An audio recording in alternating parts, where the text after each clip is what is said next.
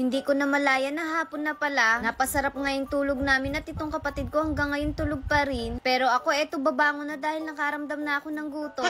Naisip ko nga na gumawa ako ng masarap na merienda. Sakto at nagkikrave nga ako sa shawarma. Kaya eto kinuha ko na yung corned beef shawarma namin. Bali kumuha na nga rin ako dito ng mga iba pang ingredients na kakailanganin ko. Buti na nga lang at kumpleto yung mga kakailanganin ko dito sa bahay. Kaya hindi ko na kailangan pang lumabas. Pero sa totoo lang yan, kabibili ko lang naman yan kanina. Walang ganon. Bali, itong ang pipinong kinuha ko ay hinati ko lang sa gitna. Pagkatapos ay binalatan ko. Bali, itong kalahati lang naman yung kakailanganin natin dito. At yung kalahati kanina itinabi ko ulit sa ref. Bali, hiniwa ko nga pala yan ng maninipis. Gagamit nga rin tayo dito ng 2 kamatis. At inalis ko nga yung buto nito. At hiniwa ko nga lang ito ng maninipis na pahaba. Gagamit nga rin pala tayo dito ng puting sibuyas. Pero dahil malaki nga ito, kalahati lang din yung kinuha ko. Nagpitpit na nga rin pala ako dito ng 3 ulo ng bawang. Pagkatapos ay minins ko lang. Itong ang bawang na to ay para dun sa garlic mayo sauce natin. At dahil okay na nga yung mga hinihiwa natin, eto gagawa na tayo ng garlic mayo. Dito pagsasama-samahin lang natin yung mayonnaise. Gatas, pwede rin naman tubig. Asukal, pamintang duwag-duwag.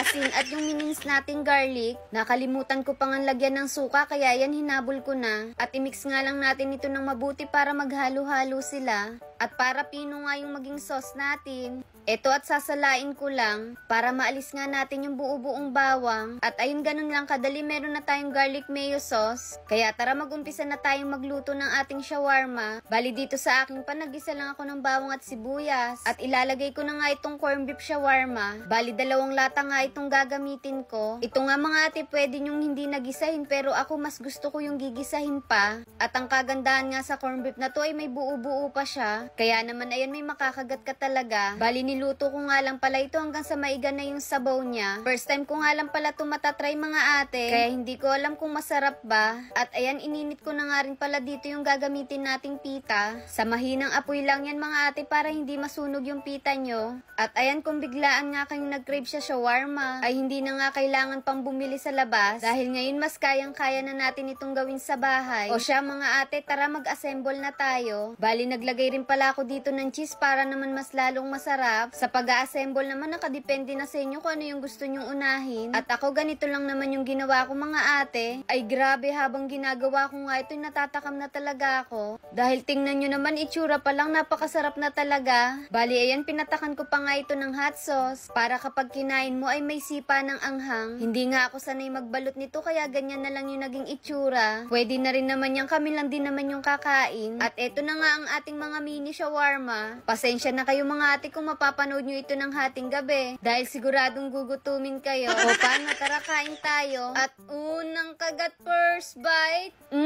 Ang sarap. Masarap naman pala siya mga ate. Para ka talagang kumakain ito ng shawarma. Hindi nga ito sponsored, pero baka naman Pure Foods. Walang ganon. At ayan, nakalimutan ko nang bigyan yung kapatid ko dahil nasiyahan na ako ditong kumain. Kaya bago ko pa maubos, ayan, tinawag ko na siya. Sakto naman din at gising na pala. Nagulat nga siya dahil nakapagluto na raw kagad ako ng shawarma. Sabi ko naman, corned beef shawarma lang yan. At ayun mga ate, na-enjoy naman din niya yung pagkain. Kaya ayun, craving certified na naman ng mag-ate.